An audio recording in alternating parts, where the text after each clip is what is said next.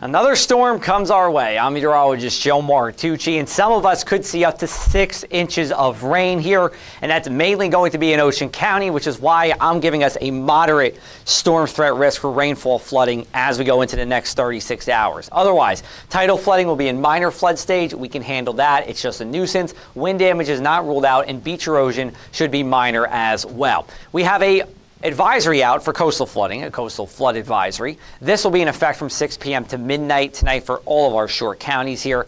Then we have a flood watch. Now, this is separate from the coastal flood advisory because this is about just the rain that's going to fall here. And we are talking about the potential for very heavy rain in Burlington to Ocean counties on north here as we go into Friday and into Friday night too. So that would create widespread roadway, stream, and creek flooding. So if you live in Ocean County, and you live on a street that maybe floods pretty often, or your basement floods in the past, just think about what happens if you get a lot of rain and what could happen again. You want to take some preparations tonight here. We go to our future cast, and you see the rain moving from the ocean onshore, but look where it mainly is, here in Ocean County. And that is by no mistake. There is the potential for Ocean County on north to see a lot of rain overnight and into Friday as well. In fact, the rest of the area is mostly dry on Friday. I mean, you could be 80% dry in Vineland or Dennis or Cape May. Ocean County, different story.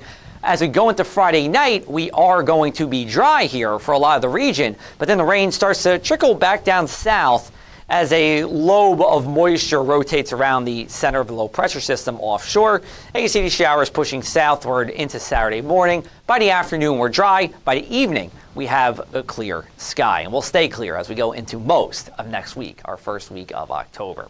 So we look at this dark green area. This is where we could see up to 6 inches of rain somewhere. It could be in Surf City. It could be in Seaside Heights. It could be in Newark. It could be in New York City. Unfortunately, it's going to be one of those things where you just don't know until it happens. But what I can at least say is your floor for this, 1 to 2 inches of rain in those dark green areas, a ½ inch to an inch for the lighter green areas.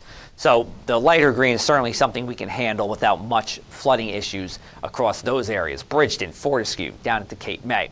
It's going to be breezy for most of the next 48 hours here. Winds coming from the northeast here.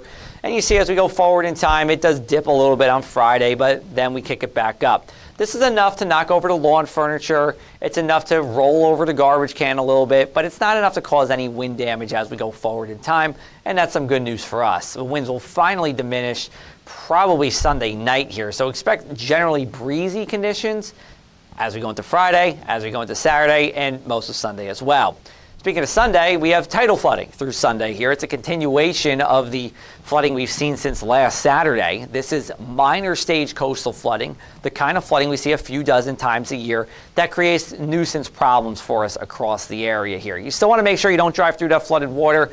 It is deep. You don't know what could happen if you drive through it, but it is something that you don't have to pay too much attention to in the sense that we've had worse flooding last Tuesday, just 2 days ago here, and of course last Saturday as well. Part of the reason why we're having this tidal flooding is because we have the full harvest moon coming up Friday morning. Now, we're not going to see it because of all the clouds and the rain, but we do have it here. And not only that, it is a super moon, which means it appears slightly larger and slightly brighter in the sky. Despite that, again, I don't think we're going to see it, although you'll be close to the full moon on Saturday night when we'll clear out and you can catch it then.